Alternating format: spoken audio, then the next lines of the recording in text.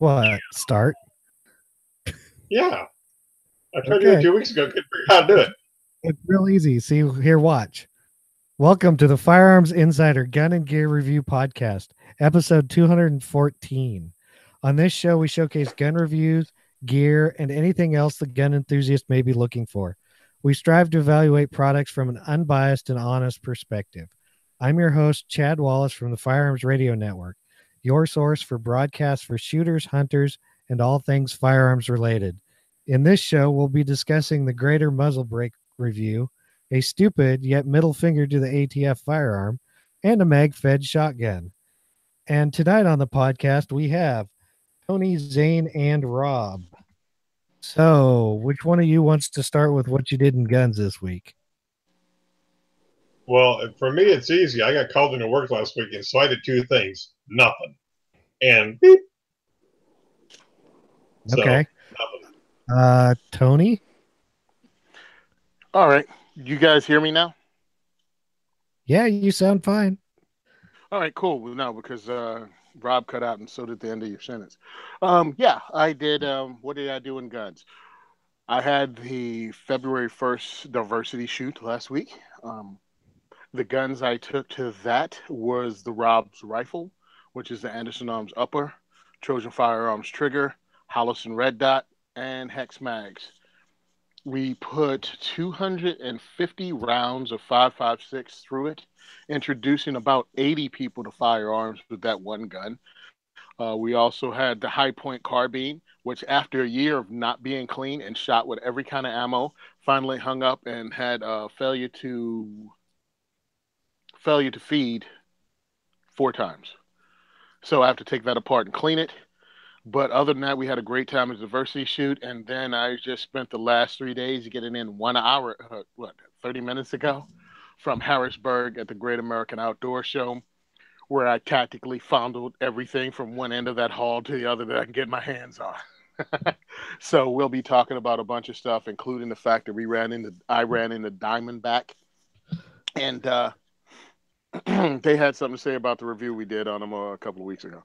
So we'll talk about that later. I'll talk to Chad about setting something up so we can actually discuss what Diamondback had to say about our review of their product. So that's what I did. Oh, and I had some really cool Vietnamese food. I know that has nothing to do with guns, but I'm to be fair, what we did was not a review. It was a first look. Why don't we just talk about that in the feedback section? No. We just talk about that in the feedback section. That's feedback. We might have to do it next week after Tony says whatever. So be warned, it may show up next week. Let's see. So I guess, Rob, you're next. You didn't do anything. Zane's next. No, I don't even know what's going on. I'll be next. Are you sure you're not drunk, Chad? Nope. That's Zane. I'm working on it. No, I went to the so we had our South Florida annual workshop for the Friends of NRA, which is, if anyone's not aware of the organization, it is not the NRA. It is not the NRA ILA. It is a third entity that basically raises money to further shooting sports and promote safe and responsible gun handling. So we had, I volunteer in a local committee, so we had our workshop about that, and that was cool. We did that all day Saturday. Did a bunch of stuff there, learned some things. I also got in the mail, if anyone's watching, I got an AR barrel. You can see there, that is probably the tiniest AR-15 barrel I've ever seen in my life. That is a 4.5-inch Faxon 9mm AR barrel. So, that's because it's not for an AR-15. Well, it's for an AR-9, I suppose, or an AR, whatever you call it, chambered to 9mm. It's for his pistol caliber carbine. It's for my pistol caliber pistol. Oh, if that even makes sense. Well, it's a pistol and it's a pistol caliber. Yeah. But yeah, so that's very interesting. Faxon, makes pretty good stuff typically. So I ordered their barrel, and so we'll see how that pans out. Slowly but surely, this build's coming together. Other than that, well, that's the complete lower. but I talked about that last week a little bit. I just didn't put it on video. Other than that, I don't think I did much. That's enough for me for 1 week. Yeah, well, that's more than me because I pretty much have been recuperating from shot, even though I did not get sick like other people. And I don't think I did anything in firearms this week. I'm kind of like Rob. I worked all week and been working overtime. So that's what I've been doing. If you get overtime, at least you get paid for the extra time you work. I'm salaried. Yeah, well, I don't know if it makes up for it though. Yeah. So on to the announcements. Bandwidth sponsor is our buddies Patriot Patch Co. There are no new patches for pre-order right now, but there is the Patch of the Month Club, and you can get this fancy little patch that says opposites attract, and it has a 9mm Glock looking thing and a 1911 looking 45 auto thing. It also comes with a couple of stickers. Bonus sticker, I guess, is what you would call it. If you want to support us, you can go to the listener support program at firearmsradio.tv/pledge gun gear review podcast. Or if you're shopping Amazon, please use the firearmsradio.tv Amazon affiliate link. And that way we get a teeny percentage or something of anything you buy. It helps out the network. Yeah, enough to buy a bullet. Yep. Except maybe one of the ones we're going to discuss later on the Franklin Armory Reformation. A 9mm bullet. You had to go there early. And if you want to donate stuff from Black Bag Resources to the 2A for E diversity shoot, you can use the code Simon Says Train, and anything you buy with that code will be given to Tony in his diversity shoot. And yes, Rob is up now with his favorite part of the show. Maybe. The views and opinions expressed in this podcast. The views and opinions expressed in this podcast are those of the individual co-hosts and do not reflect the official policy or position of the Firearms Radio Network and or their employers. Viewer discretion is advised. This is especially true on live shows. Or when talking about Diamondback firearms. Next. Or any other gun we're talking about. Oh my God. Because we don't like anything out there. Actually, we kind of like some stuff. I mean, we just have to point out all the bad stuff. Glock. If it's a Glock, Zane likes it. I bet if Glock made a pistol caliber carbine, he would love it. I can say that I do not like the Roni, and that is made for Glocks. That is kind of a pistol caliber Glock carbine. No, it's made by somebody that makes stuff. Again, if Glock made a pistol caliber carbine, Zane would love it. Okay. That's not true because there's Glocks I don't even like. So, but we're moving on. We are. Oh yeah, we're moving on to the main topic, which is a product review. And I actually have a review that I probably wrote up a month ago, but we've been busy and doing Rob stuff. Happened. And yeah, it's called SHOT Show happened and I got sick and all that crap. So that was before SHOT Show. I was patient 0, remember? So what we have today is the Grater Gen 2 muzzle brake by Trojan Firearms. And so I'll get into this. You guys will probably understand it. They sent me this kind of just, they're like, hey, you want to do the muzzle brake too? When they sent the triggers out, which Tony has one on that rifle, and I had one in a rifle. Trojan's probably more noticeable for their pistol caliber carbines and California compliant rifles, which, hey, that's good if you like pistol caliber carbines or live in California. They also install this muzzle brake on their 1776 rifle, which is their standard AR style rifle. It's a pretty nice looking muzzle brake. I mean, muzzle brake nice is kind of a odd word, but it's got a black nitride finish. So it should hold up to a long time of abuse, which it's a muzzle brake, so it gets abused. It's made from 4140 steel. It's threaded half 28. Imagine that.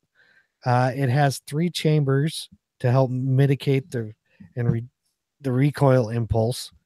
I'll kind of hold it up here just so while I'm talking you can look at it. It does a great job of mitigating the recoil impulse. Somewhere I have a video, but it wasn't good enough to post. And it comes with an aluminum jam nut. So you can index the brake wherever without having to use a crush washer or shims. The jam nut concept isn't new.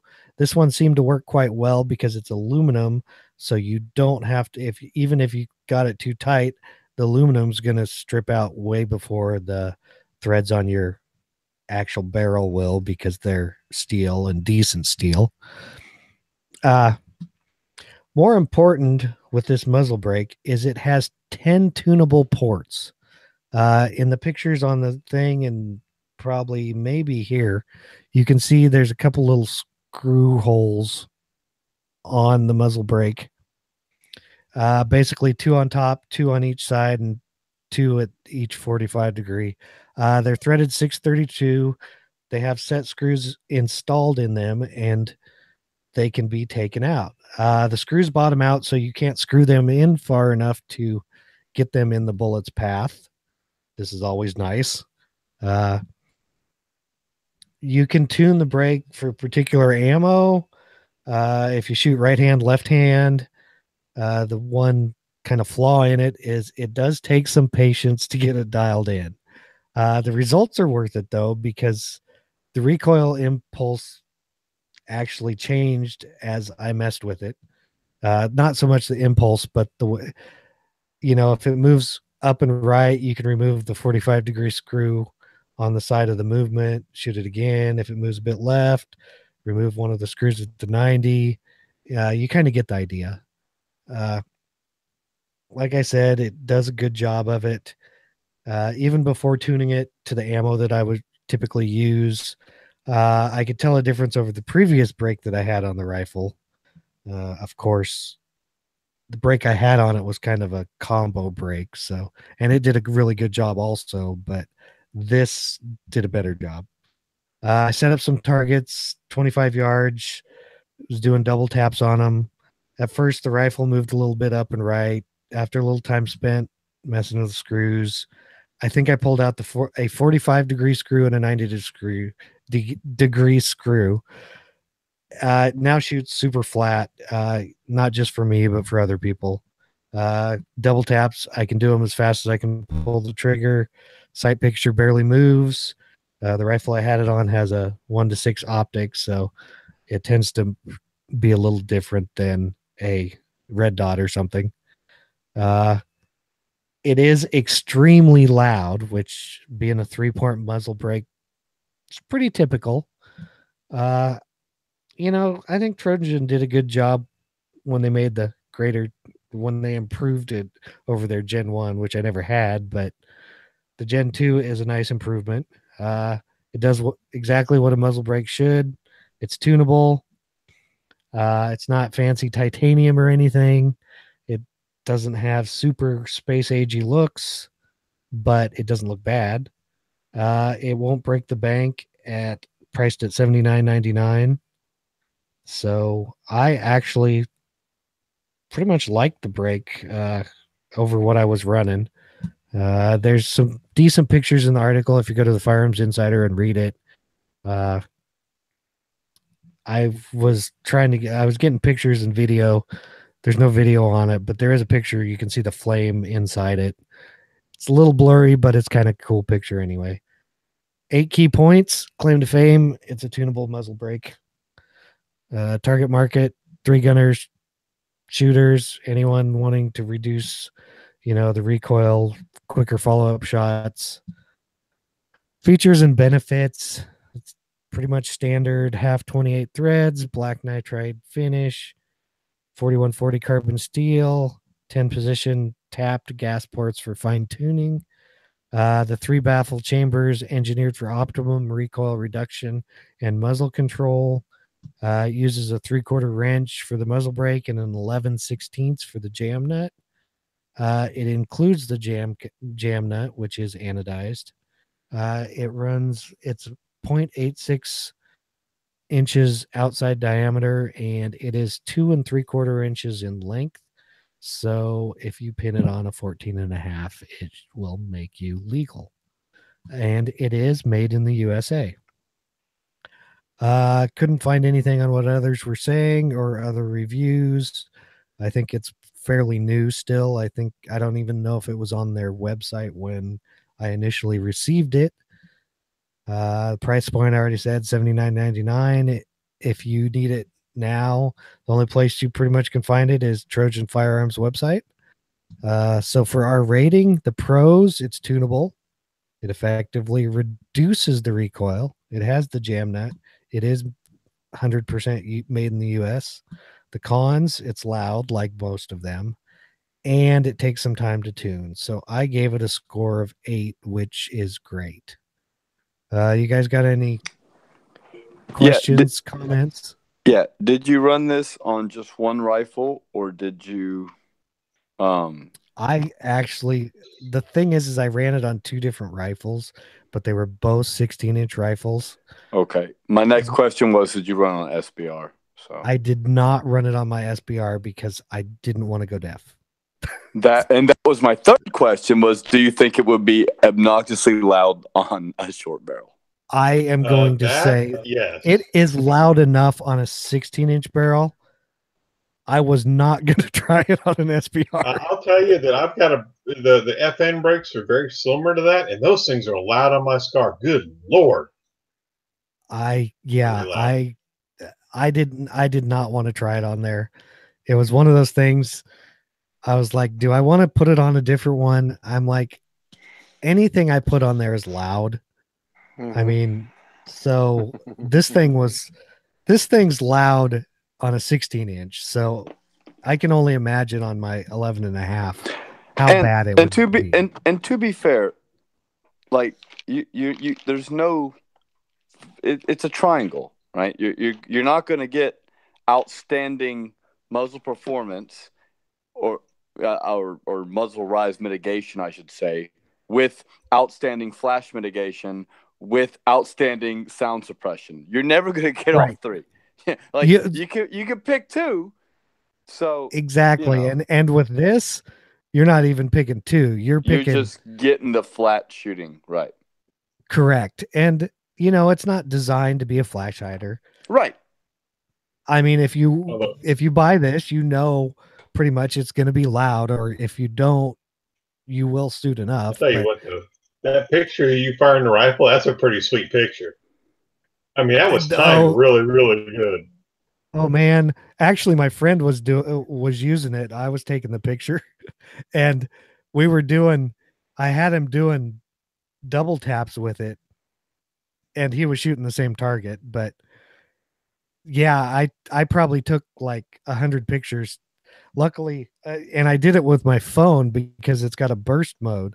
But it's still one of those things. It took so long, and I couldn't get it. That was the best of the bunch. I got like 4 or 5 pictures where you could see the flame inside it. And the other neat thing about it is, I'll explain this to people, is you can see the flame inside the 3 chambers, but if you look closely, you can actually see there's 3 little like orange spots on it where the tunable ports have been, where the screws have been removed, which is kind of cool. Also, it gives you that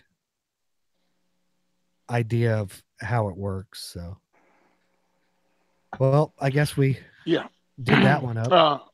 All comps are loud. Oh yeah. If you want people to hate you, take a comp to an indoor range. Oh yeah. When you have a bunch of new shooters, like we did Thursday night. Did you have a comp on it? Yeah, because I can't have a bird cage on it, because bird cage muzzle flash hiders are illegal in Jersey. It turns into assault rifle magically by having that muzzle device on the end. Anything that's spun on a rifle makes it illegal in Jersey, Tony. Well, to be fair, flash hiders make them very assaulty. Yeah. Well, actually, according to the former head of the state police, Colonel Amalaya, whatever the hell his last name was, during the 1991-92 testimony, he said the only reason people have flash hiders on the end is so when people open fire on the police, when gangbangers open fire on the police, you can't find where the rounds came from. How many gangbangers go after cops with AR-15s? In his lion-ass imagination, all of them.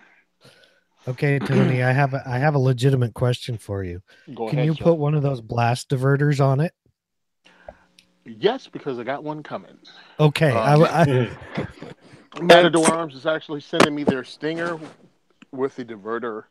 So now once I put it on and make it permanent, I can have the diverter on it, and it's not raising holy havoc with everybody around me and making deaf people deafer. What? Yeah, and for the listeners out there, like, we're not trash talking comps in general. Like, they absolutely have a purpose. Like, three gunners and people that are competing, and if you shoot at outdoor range, comps are awesome. But if you shoot majority of your time at an indoor range, or if you're thinking about something for home defense, it probably ain't for you.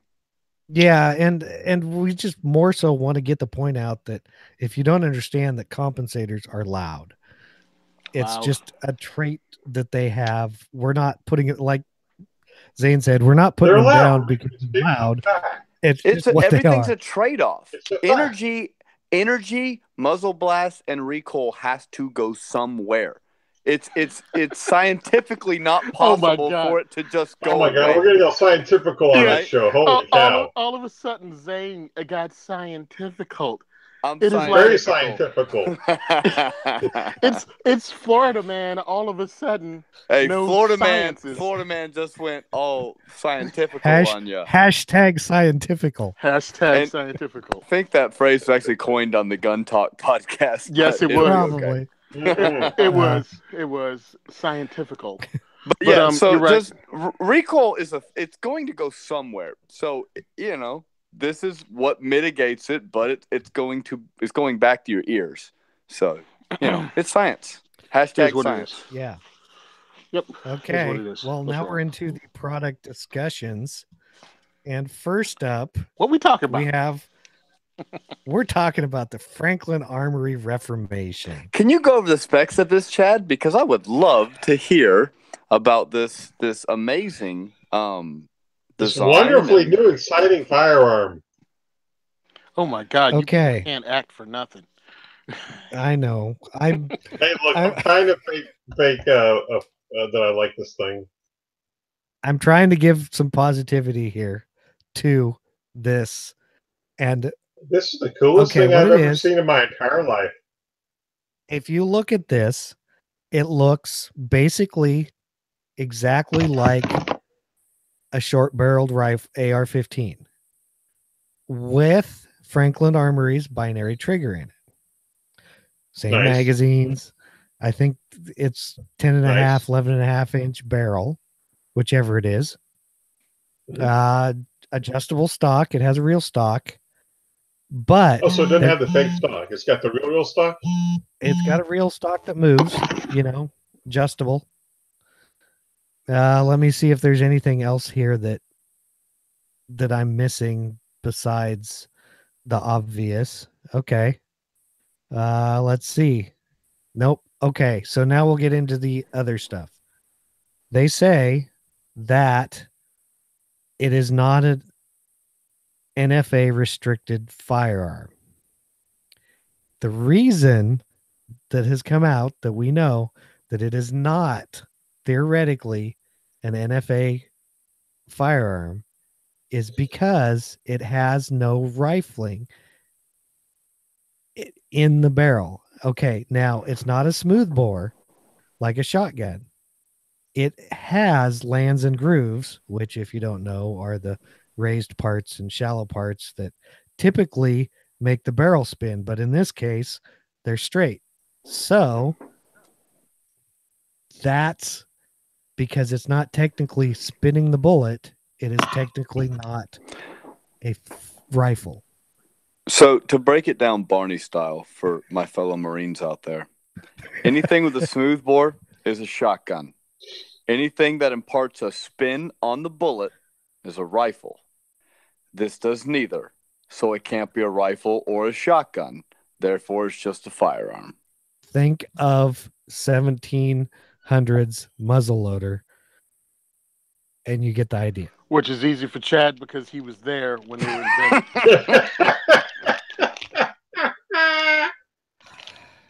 Yeah, he called them those newfangled rifles.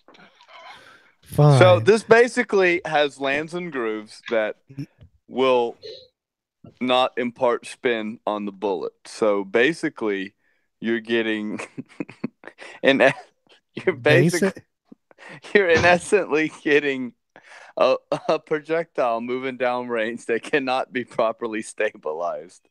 Yes, that's about as accurate as a brown bess. Right. That they're getting, according to the company's rep in the worst interview I've ever seen in my life, is approximately 4 to 5 MOA when measured at 50 yards. So we don't even know when measured at 100 what it's coming out to.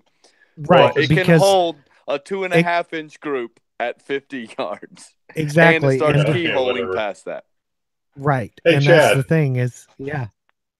Did you see this thing during range day? Oh, I shot this thing during range day. Okay, what's your opinion of this thing? My opinion is... Or we need to go through the specs and all that crap. Well, there aren't really any specs besides what we gave out. I mean, it's got their binary trigger. And... Okay, so what do you think about this thing? Okay.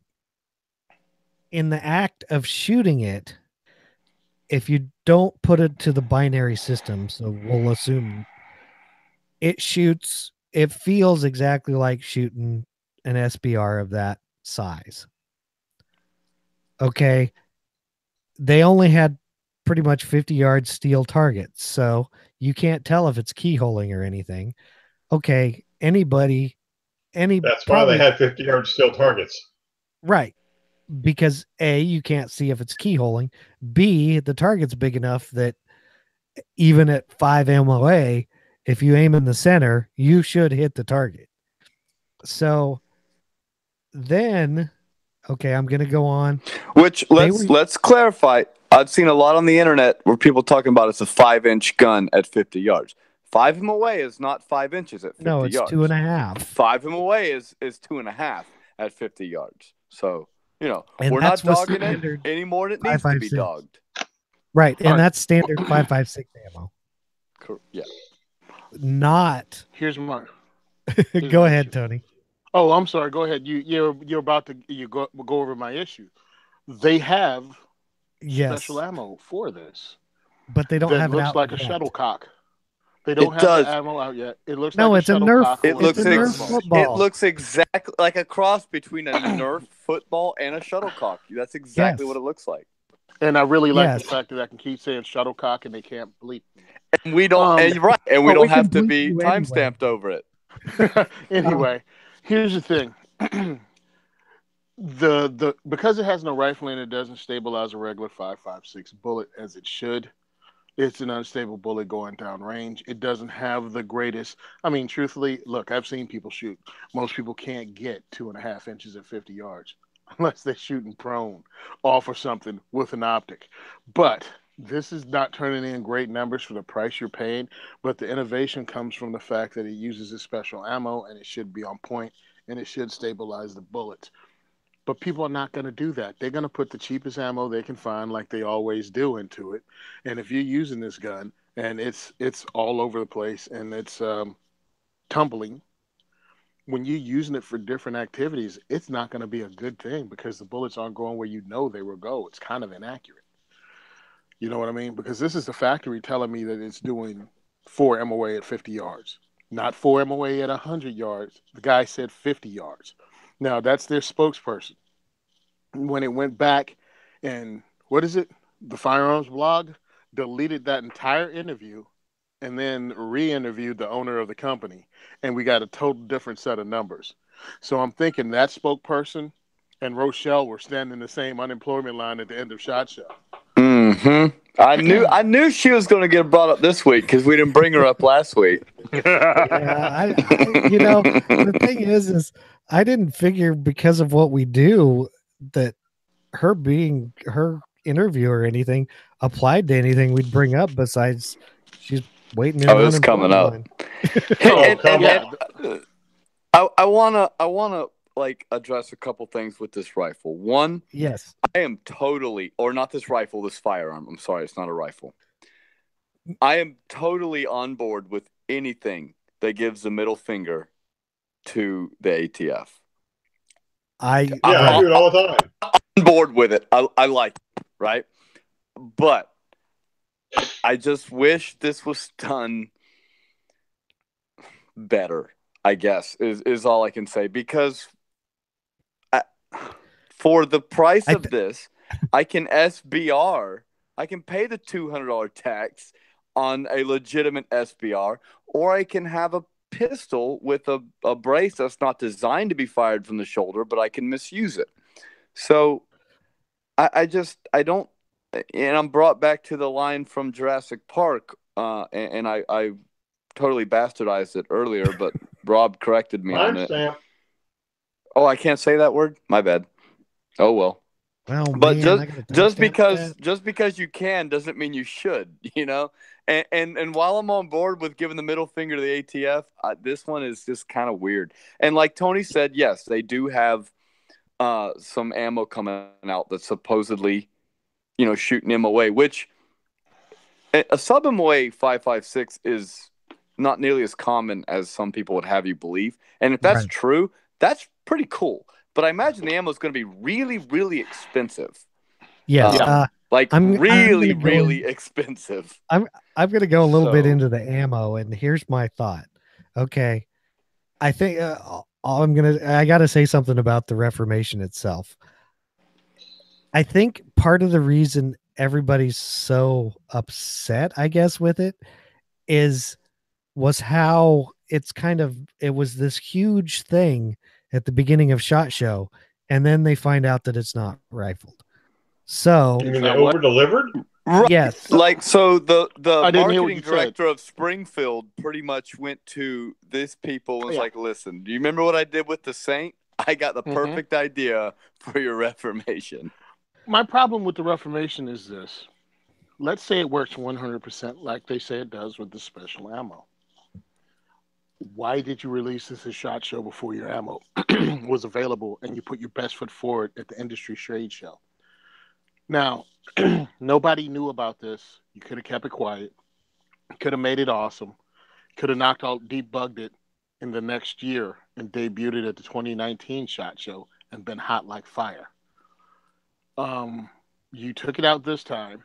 You had that sucker making churros flying down range, stretching bullets out and elongating them. And then you have your guy who either was briefed badly or had the audacity to tell the unvarnished truth about your gun. I don't know which one it is. And nobody shot it again. And truthfully, some of the talking heads that you get to deal with in the firearms industry, I don't trust what they have to say at this point. Some of them, because it was already a range day. You know what I mean? And they had them shoot metal targets, so you have no idea what your group looked like. Well, but to be fair on your initial point, how many products have we seen released at a SHOT Show that didn't come to market for years to come? I mean, I'm pretty sure we're still waiting on that PD10 from Pincus. So, and that was released like 4 SHOT Shows ago. Mm-hmm. Right. No, the PD10 has never been released. Okay, so the PD10 has never been released, and he's never even said it. It's always being worked on. So, right. To be fair, it was at SHOT Show. So it's been a SHOT Show. You're right. You're right. But, I mean, that's just the first one that popped into my head. But can I say something about this? Can I say something about this 4 MOA? By the way, 4 MOA is about acceptable for AR-15s. By the way, military grade. Yes, it is. Military grade rifles go into 3 and 4 inches. That's military grade rifles. Stop. Not BS. for a commercial MRA that costs $2,000. Yeah, but there is no standard. That's just accept what you're willing to pay $2,000 for. There's no standard. I'm just saying military standard. Yeah, pretty much. And also, let's be truthful. Most people can't shoot MOA to save their life, no matter what you give them, unless you lock it down in something.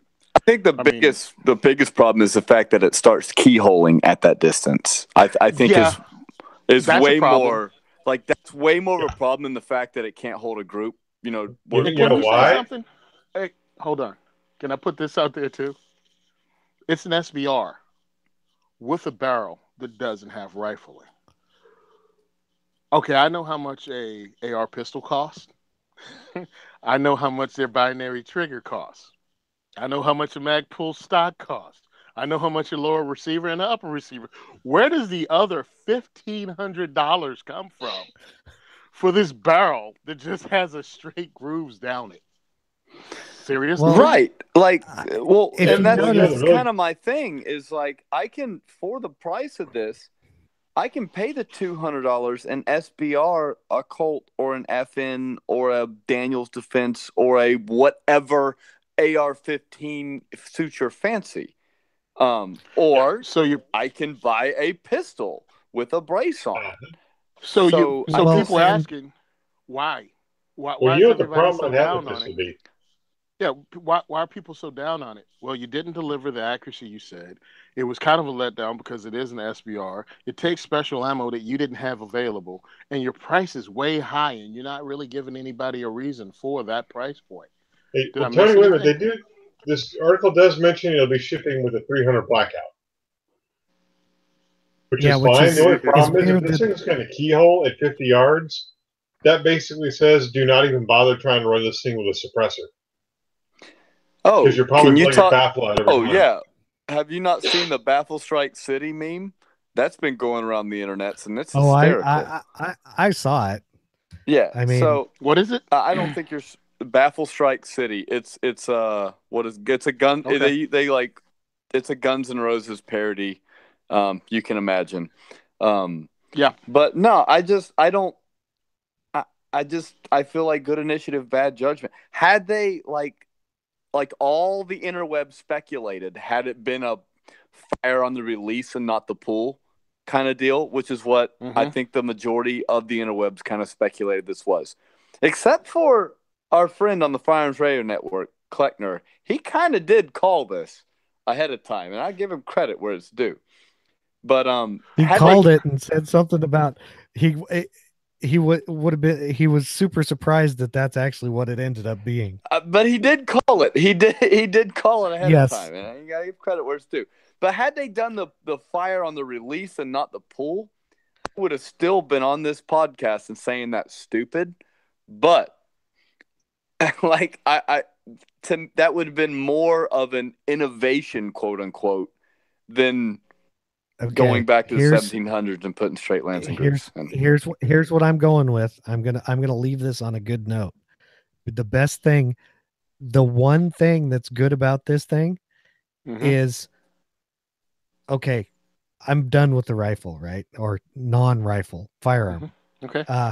The ammo, the shuttlecock, if they can perfect that to actually do something worthwhile, that is innovative, because if they could make that, if it becomes a normal bullet with rifling, with fin stabilized, you may be able to get some super high ballistic coefficients and stuff out of these things, which would be innovative. I do think the ammo, I think you're right. I think the ammo could be the next evolution in ammo. Now, but we've seen quote unquote evolution in ammo that hasn't really panned out so hot, right? Right. So you never know. We've seen some of these,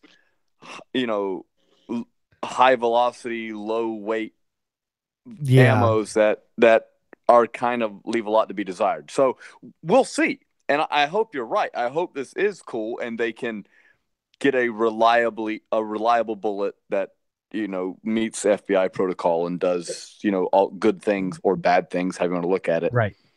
And we can impart that technology.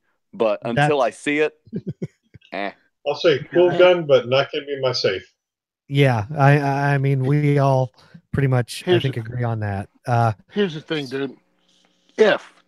If they would have waited until it was mature, it came out, they knew this thing worked, and they got 1, 2, or even 3 ammo companies behind it, because it's what do you call that? CNC machine, right? So you have people like Lehigh and other companies that have the CNC machine. If they could have got all their ducks in a row and put it out, I think this thing would have been the next great thing. Again, the evolution of the firearm. Well, yeah, look at the 224 Valkyrie. They waited until they had ammo companies on board. And then in contrast, the 22 Nosler, they only had Hornady, I believe, loading bullets. And you can see who's leading that game right now. So, and you can watch it with a bunch of things. If you don't have ammo companies behind you, you're not going to succeed when you're trying to release brand new stuff. Dude, it would have been so awesome, because what this would have done, if it would have worked like it said, immediately everybody can go out and get these damn things. You know what I mean? Immediately, right? Or even put a suppressor on it. Eventually, they plan on releasing just the barrel for guys to build in their garage. And you say what you want about home-built guns, and I have my opinions, and we all do on the show, but it's neither here nor there. But when they start releasing this barrel, and when they have the ammo that works, this could at that point be a game changer. But I am not going to use that phrase yet. Well, my thing is, I wish this would have worked like they wanted it to and said it, and I wish they would have had the ammo. I mean, I'm sure they do too. But it was like, what was the rush? That's what bothers me sometimes with the companies. Is it you want to get the concept out? Do you want just get recognition at SHOT? Like what? You know what I'm saying? Like, what's the rush to get something that you're not even complete with out? All publicity is good publicity. Look how many people we're talking about it right now. That's right. All publicity is not good publicity. Yo, look at the screenshot I just found. Yeah, I've seen that one. Yeah. I don't understand. Who's that third person? I don't know. I think it's supposed to be that. I'm gonna get rid of the Reformation, and we'll just call it a lost leader or something. Now we're gonna go into the Mossberg 590M.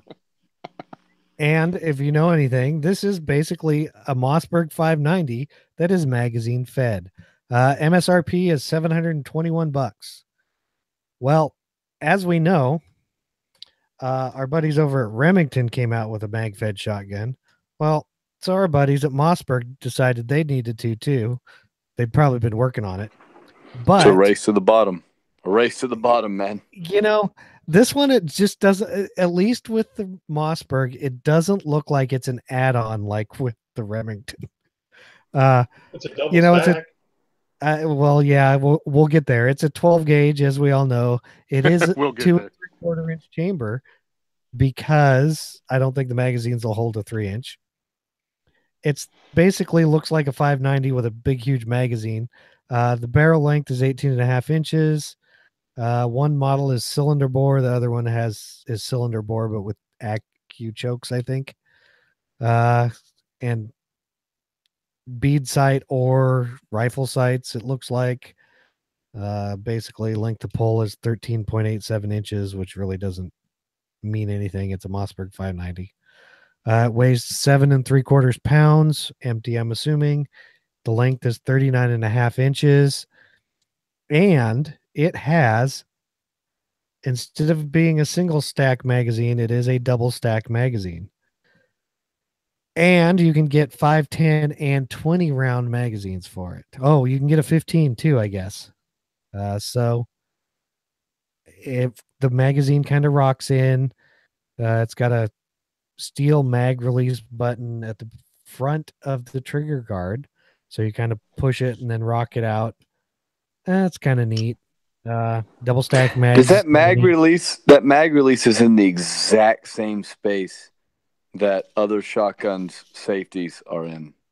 Yes, because the Mossberg safety is up where it should be. On tank. The Mossberg has a tang safety, but that's like literally isn't that where a Remington safety is? Pretty close to it, yes. Yeah, learn to run the gun you're holding. No, absolutely. I'm just throwing it out there. Yeah, it's something worth throwing out there.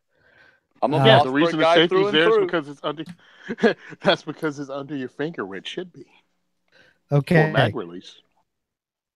I kind of like the idea. I like the double stack magazines so that when you get 20 rounds, it's still pretty long because it's a 12 gauge shell. Okay. I did ask why, and not actually asking them. I'm just throwing this out there. Why did they use a 590 as opposed to like their 500 series? The 590 has better aftermarket support. Okay. When it comes, you can put an extended. Well, it doesn't matter with this gun, but like the 590s, I know you can put an extended tube on, and the 500s you can't. And so because of that, I think the aftermarket support is better for the 590 than 500. I have two 500s at the house, and there's not a lot of aftermarket support for them, other than things that will also fit the 590. Right. But besides that, I think, everybody, I think if this works out well for them, maybe they'll bring it out in their semi-auto, and then I could see it might be kind of it would be a cooler idea to me in a semi-auto shotgun, because a 590 already holds 9 shells in the tube, I think. No, a 590 is a 6-shot gun. Oh, is it? Yeah, I thought it was more than that. But no, the standard, your standard 590 in this configuration with your 18 or 20-inch barrel is just the same as your 500. It just has a different end cap basically on the tube. The what you're talking about, when you get into the bigger guns, like the duck guns and stuff, I don't know the nomenclature of them. They have a similar takedown method, but I don't think they're 590s. I think it's when you're getting in like the 970s, whatever they call them. Okay. Well, Remington makes a 970. Either way, it doesn't matter. I could be confused. I've been drinking since lunch. Leave me alone. And back east, what are you on this podcast for? Every podcast needs a drunk guy. That's true. Hey, we like shooting show now. Well, no. Go ahead, Tony. I look at this and I see what they're doing. I mean, Black Aces Tactical did this. People been on this thing. Black Aces Tactical, same thing. 590 takes Sega magazines. Sega magazines are single stack. This is double stack. I get it. But my point, because I was talking to him today and I was fondling it today, is really smooth, man. That action is smooth as I don't know what, because you have no ramp. All you have to do is pick up a shell out of a mag. The weight of it is got to be ridiculous with a 20-round magazine and it with like 1.5 ounce slugs in it. It's got to be stupid heavy. Fine. You can pick up the reduced recoil buckshot and they're a little bit lighter. Yes, of course, and it probably won't blow. And it probably won't blow my dress up when I shoot. The thing I understand, and I asked them directly, I'm like, where is the what do you call that, shockwave version of this? Because my thing is, when you put a magazine on a shotgun, then you can make the shotgun shorter. You know what I mean? So SBS in it, and they were like, well, the shockwave is on the next thing we're gonna do, and I'm like, and making it a short barrel shotgun would make sense as a home defense firearm. You're not going to use it as a hunting firearm because most places when you hunt with a shotgun, it's going to restrict your magazine capacity to 3 anyway. Am I wrong? No. For migratory birds and stuff, yes. Yeah. So I mean, land-based birds, no. Okay. So I mean, I guess you could go out hunting with a 15-round shotgun. Now let's throw this on top of the magazines are between $75 and $100 and something each. So how many of them are you going to get, and what do you put them in? Well, my biggest complaint with mag-fed shotguns is, for one, I've said it before, that rimmed cartridges, especially really big rimmed cartridges, don't do well in a magazine. And two, they're going to be heavy for capacity. It's going to be quite heavy. Very heavy for capacity. Like a 5-round one of these 5-round magazines is going to weigh the same as a 30-round AR-15 magazine. You know, you're. I don't know where you're stuffing these. I like the idea of a mag-fed shotgun because I like capacity. We know this. I'm a big fan of all things practical. I like ammo capacity.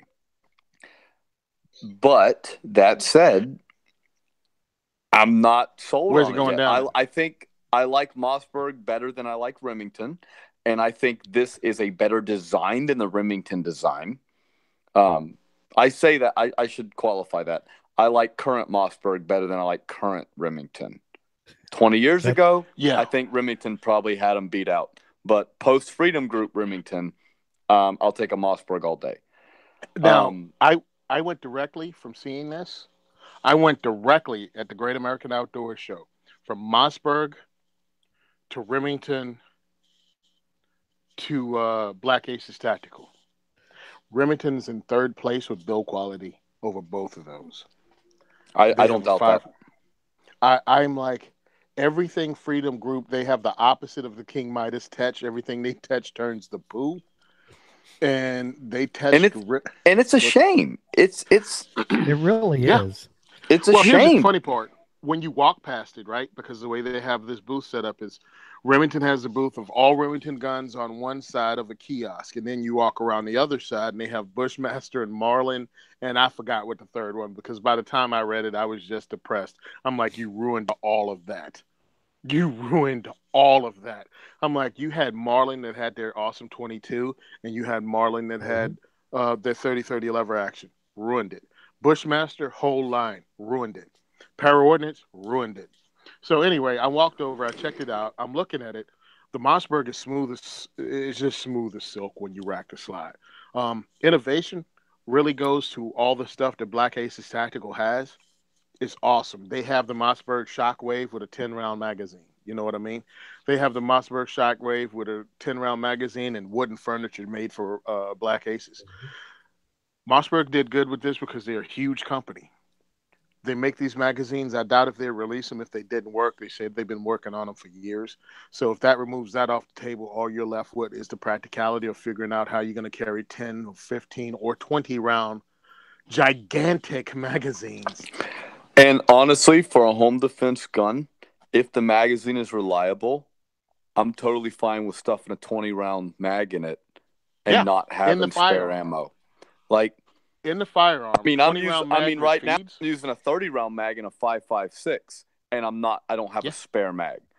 So I'm okay with that. My biggest drawback on shotguns for home defense is the fact that there's typically 6 rounds in the tube. That's my biggest complaint for them. So one thing I will say, though, is that it looks like both of these models that I'm looking at on their website, they both appear to be in either an 18 or 20-inch barrel. 18. I think so. Yes. I don't like the stock they used. I think it should have been a shorter stock. But I mean, you can always replace your stocks, whatever.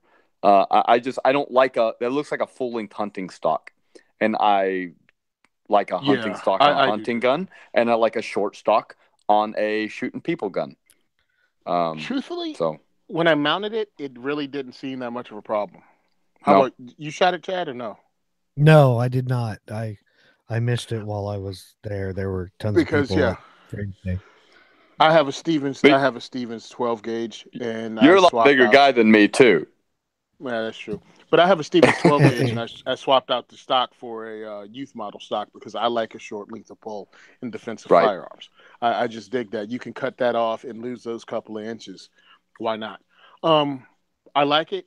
I think you're right. It is a little bit longer, but I was in the show, and I kind of aim up. I don't swing around and aim guns at people even when I'm at a show, so that kind of messes you up when you're trying to determine length of pull on something and how it feels. I think it's cool. Who knows how far to go.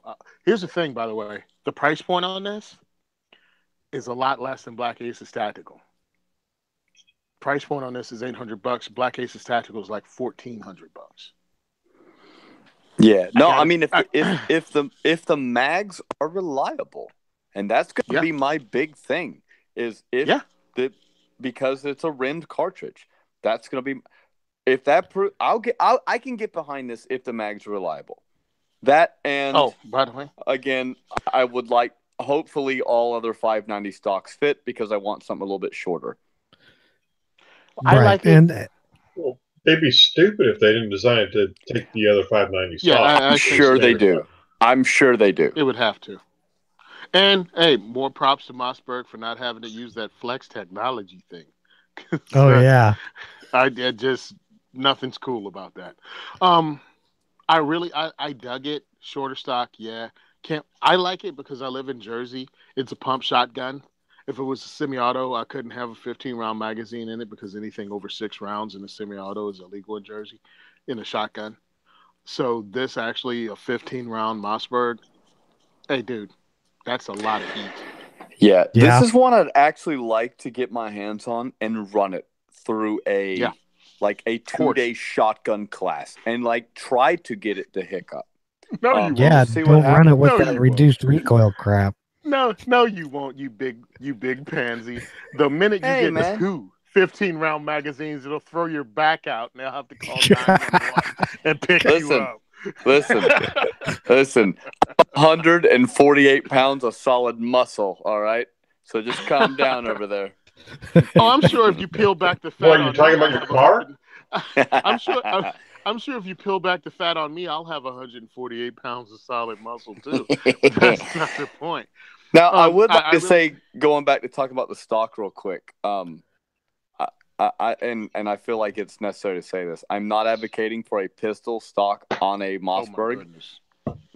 Okay, just want to put that out there because Especially if you're going to be running full recoil. You cannot reach the safety with a pistol grip on a Mossberg.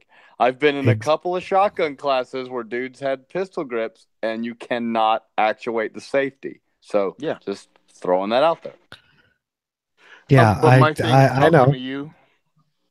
Talking to you, having 15, 20, the mags are heavy. What do you put them in? A backpack? Who makes a mag carrier for it? Yeah, who makes a mag carrier for thick? And I'm talking thick, baby. What is this? Yeah, obviously it's no. You're talking length. It's 2 3/4 inches wide, and it's double the size of a shot. It's a box of ammo. It's like the magazine is almost square. It might fit in like a really, really cheap double GI, AR pouch that has been used for 20 years and real stretchy. Maybe it might fit in there. Nope. But I don't even think it's going to go in that. Nope. I don't even think it would go in a double. But even then, I think if you got 20 round capacity of a shotgun, I think a reload becomes less of a concern than it is with a 6-round shotgun. Right, and as long as it's it not works, about that. As long as the magazine's reliable, like you said. What I'm talking about is this. What I'm talking about is running the class. You're not going to just run a class with one mag.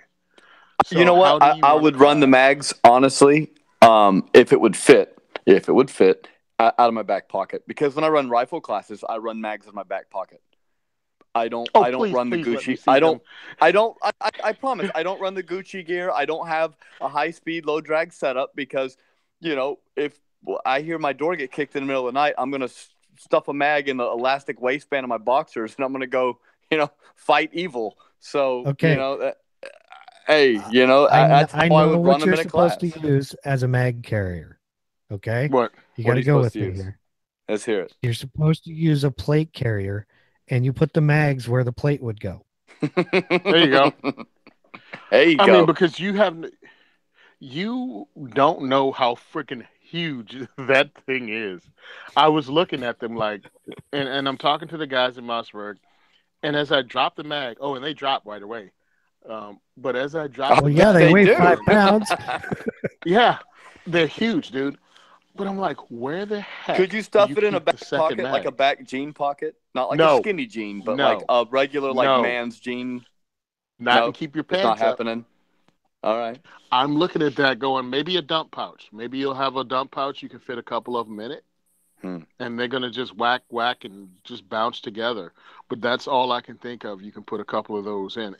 They're just big, dude. Having 10, 20 rounds on tap, 18-inch, awesome. Using it as a short barrel rifle, I think that's going to be the thing if you use to defend your home with something like that.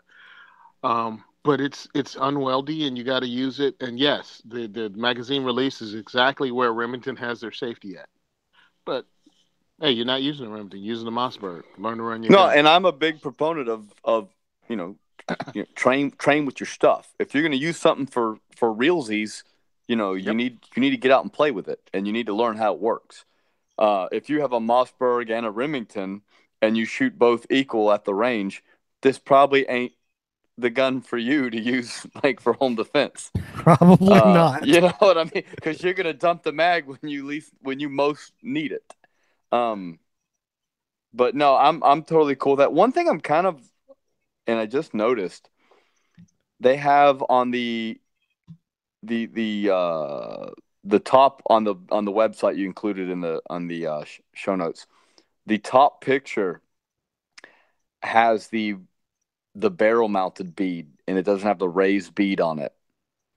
Mossbergs with the bead directly on the barrel have ridiculous hold unders. I don't know if anyone's ever shot a Mossberg that has a bead directly on the barrel, but the hold unders for that when you get to distance is like stupid. At 25 yards, I got to hold at the feet to get a center mass shot. Like, really? So, yeah.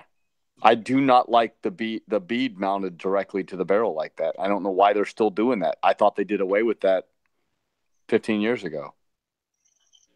That's why you buy the bottom one with the sights. That's why you buy the bottom one with real sights on it, because sights are important, and you do need to aim a shotgun, despite popular belief. Well, with this style shotgun, I mean, your best option, I would put a red dot on it. I mean, I would too. Either that or a ghost ring rear. Ghost ring front and rear rifle sights. I don't know if that one is a ghost ring or not. It's what it looks like. You can't tell from the picture, but that's what it looks like. It's a ghost ring. Dude, so that's not too bad. With ghost ring sights on a shotgun, I'm surgical with that. I mean, it's hard to beat ghost ring sights on a shotgun. Now, I have to use rifles. That's just me. Yeah, it's beautiful, man. I mean, it was really thin. I looked at a lot of stuff today. But I think that had a high vis front sight too, along with the ghost ring. I'm trying to think. I remember I threw it in my shoulder and I was aiming. The thing I don't like about the ghost ring sight is the fact they have the front sight with the post on either side of them, and you could end up aiming with one of the posts. I really like that whole SKS HK rounded hooded front sight, like completely encased hooded, because you can do a dot. I know what you're talking about. Yeah. You screw, especially with the ghost ring, you screw it up and you start looking at one edge of the other. Yeah. Yep. Okay. Well, I think we at least didn't kill that thing too bad. I mean, it seems like it's halfway decent. So it's gonna listener feedback. My opinion's out. My opinion is I'm waiting until I see if the mags work. And then I will trash it if they don't, and I will praise it if they do. Yeah, and who knows if they'll be it might be a while before they get enough of them out there to know how well they run. And truthfully, this is what I heard, because again, walking between the three companies, I talked to the guys at Black Aces, and they says no one so far, at least with the Remington, has them in stock in all of Florida. People are saying they're getting them, but no one's ever seen them, according to, again, Black Aces Tactical, who is on the haterade juice real bad right now because they're ticked off. Because they are not getting the credit they think they deserve, because they came up with this. They've already had this on the market for like 6 years, and the firearms press is ignoring them. They came up with the idea, but they using someone else's action the whole time. So yeah, but they actually, whatever, man. I mean, you know what you're saying, but they've been on market. Let's not even ignore it. Yes, Black Aces Tactical has been all over social media bashing the heck out of both Remington and Mossberg. My thing is this. But they look use at a it, I guess, Mossberg action or a Remington they action, use one or the other. Mossberg and Maverick 88. They use Mossberg and Maverick 88 actions, but Okay. they build them from the ground up. They got permission to do it. Mossberg's probably getting a check. I mean, obviously getting a check. Um, I think they're mostly angry at the firearms press, firearms media, acting as if they've never heard of Black Aces Tactical before. Oh, finally, someone's doing magazine-fed shotguns, and it's like, no, they've been doing it for years. I don't So I know. think I that's what follow they're Black doing. Aces on Instagram, but I don't follow Mossberg or Remington, so I mean, Yeah, like whatever. That's a lot. Yeah. Says a lot, right? Uh-huh. Yeah. Well, I guess listener feedback, we didn't have any this week, so we can go into Tony and his second is for everyone diversity shoots. Hey, We didn't get any listener feedback. Yeah, I guess there your was number none on one iTunes fan. when I checked. I guess number I one should have been fans. more abrasive last week. I don't know. Apparently, it's only when I'm a douchebag do we get listener feedback. Only when we're all that way. Okay. No, Tony, I don't need you to take it be away. more abrasive. I was just at a gun show where people were upset over stuff you said. No thanks. I could have gotten shot. It'll be all right. Did we talk about Diamondback and the fact that we're going to talk about him next week? We did, right? Already? Yes. Yeah, we'll bring them back up. No. I just forget because we talk about stuff before the show. Did I talk about these new knives from Crudo? Not yet. Not on the air. All right, cool. All right, yeah. Again, sorry. I was over at the Great American Outdoor Show. Sean was in one direction. I was in another. I walk around the corner after getting waylaid by Diamondback. Thanks a lot, Zane and Chad. And I escape from them, and I walk around the corner, and there's Sean, and he's talking to Louis Crudo. Crudo Knives make some really great stuff. If you go to their website or if you go to their Instagram, you'll see some of the cool knives he actually makes and designs. Most people just have regular knives and they make traditional stuff. He makes his based on different fighting styles, and he donated a couple of his really nice knives to the 2A for Everyone diversity shoot. They come in this really cool box, and he also signed the box and dated the box. So we're going to auction these off. I'm just going to have to make sure I find a place to auction it off, or have to figure out how we're going to do it so you guys can help out. And the reason I'm auctioning it off and not having them at the second is for everyone diversity shoot itself is because we don't have a lot of knife people coming in. You know what I mean? And I really don't want to have this knife go for like $20 to someone. So we're going to put it online. He also has, what was the name of the book? The Blade Bible. He was featured in it, and from Shooter's Digest, they have like the Blade Bible or the Knife Bible, and he has an article featured in it, and he signed that too. So that's going to be like a package bundled, and we're going to raffle that off eventually. Just stay tuned. I'll tell you how it's going to be done because he believes in what we're doing. If you want to know exactly what we're doing with the Second is for Everyone diversity shoots, of course, it's inviting people of every background, race, and anything. Background, race, regardless of where you come from, to the Second Amendment community. Good Lord, is my Facebook Messenger blowing up or what? Can you guys hear it? Nope. Oh, great. Never mind then. Sorry to distracted you. But anyway, if you want to see what we're doing, go to diversityshoot.com. We do good work. We just had the event Thursday. We had 80 people. It was overflowing the house. And it was really great because we had a lot of people who never shot a gun before. We actually had to give a safety class that Sean actually eventually had to take over and give the safety brief while I was out running, putting out fires and making sure people got to shoot. Again, I went through like 250 rounds of 5.56. I'm taking donations. You can even buy it through Black Bag Resources, and he can deliver it to the next shoot, which takes place April 5th, 6 p.m. Gun for Hire Range in Woodland Park. Today, I also spoke to some people in Lancaster and some people in Harrisburg, Pennsylvania about setting something up later on this year to actually shoot at both of those places. So we're working on getting other locations, not only in New Jersey, but in Pennsylvania. I hope to see some of you guys out there later on this year if everything works out. Again, really appreciate you guys having me on every week. I know it was a little long-winded this time, but I really want to get into these people donated some knives. They took their time out in a busy show. He signed knives, he signed books, and he really wants to help us out. So I really appreciate it, and see you guys. Thanks a lot. Yep. So on to the wrap up. Send questions, comments, and feedback to gungearreview@gmail.com. Remember to subscribe and leave us an iTunes review, and we will read it on air when we get to it. Check out all the other shows on the Firearms Radio Network at firearmsradio.tv. Be sure to visit the Firearms Insider for reviews and industry coverage. Check us out on Facebook at Facebook/Firearms Insider. Follow us at Firearms Insider on Instagram. Thank you for listening to the largest pound for pound podcast on the network.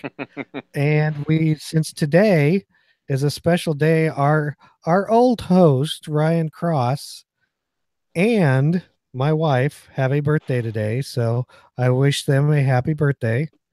And we are out. It's all you, Tony. Bye, Felicia. Bye, Felicia. Bye.